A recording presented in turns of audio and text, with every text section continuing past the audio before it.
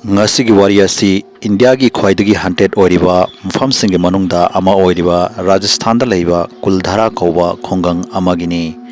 mafam asida miyoi kaya amada thajadaba thokdok kaya ama thoki madu wahaina phongdokpada yamna wana thokani ngasidagi chahi chama gumbutara muki mamangda Kuldhara Khungang adu ikhang khangaudana khun adugi mi pumnamak khun adu thadoktuna chatkibadagi khun adu itak taktuna laihauki haina balai madudi khun adu srap toramba khunni hainai amadi koipai paiduna leiba bhut pret amadi thawai singduna khun aduda mi amatta leiba ngamde haina su hainai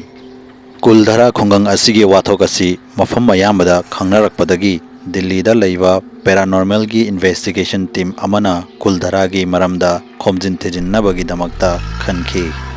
2011 da paranormal gi expert singi mi mari gi team ama Kuldhara da lakhi amadi makhoi gi investigation tawba hauki Ahanba dadi makhoina paranormal activities amadi energy amata uba fangkide makhoi gi special meter anakpada leiba thawai amadi electromagnetic fields bo identify tawba yaba yantrana su sign amata faba ngamkide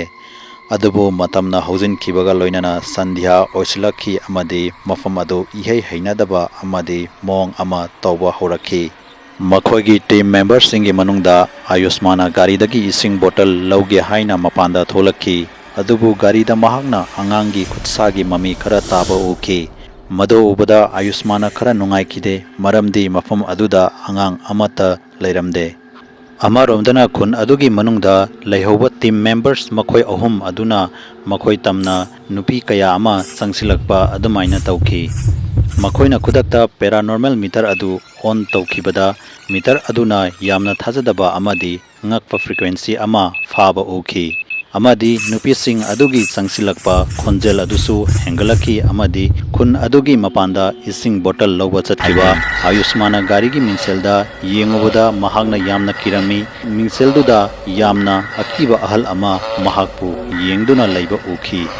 ayushmana khudakta hogatuna yengbada ahal adu leiramde matang aduda mahagna manungda lehauriba team members singi yamna kanna lawrakpai khonjel ama taki madu tabada ayushmana khudakta khun adugi manungda chensinki adubu mahaki team members sing adu asokapan yaudana kuwa amagi manakta leptuna leiramba uki ahing adu yamna su inglami amadi makhoina meter adu lokthokuna yengbada kuwa adugi manungda thawai ama leibagi signal ama fangki kuwa adugi manungda torch kaptuna yengbada sekpi chabunama paithorakpadagi khangaudana ninglomda hantharakhi ayushmana kina kuwa adugi manungda yengki kuwa adudagi yamna apikpa khonjelda mafam asidagi nakoi yamna yangna chatkro mafam asi thadoktuna yamna yangna chatko nakoi haiba khonjel ama thoraki loinana nupi mayam singdu makhoi tamna sangsilakpagi khonjel su tarakhi ayushmana kuwa manungda yengbada ngasagi garigi minselda ukiba ahal adu mahagna amuk uba fangki mado ubada ayushman kimanbadagi wanthaduna leimaida taki ayushman bu atai team members sing aduna khun adudagi puthorakhi amadi khun adudagi chatnabagi haina hainakhi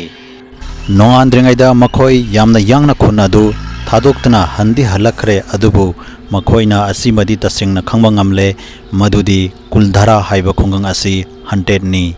numit adudagi ayushman tha khara recover oiba ngamdaduna leirami amadi chahi ama anirom kuwada ukhiba ahal adu udunata laikhi adomna wari asibu pambirabadi khudakta channel asibu subscribe tawiramo amadi video asibu like and share amom ta tawiramo mathangi video da amuk unarasi haibaga loinana yengkokpam loyangan bana kainabagi yathang ni jari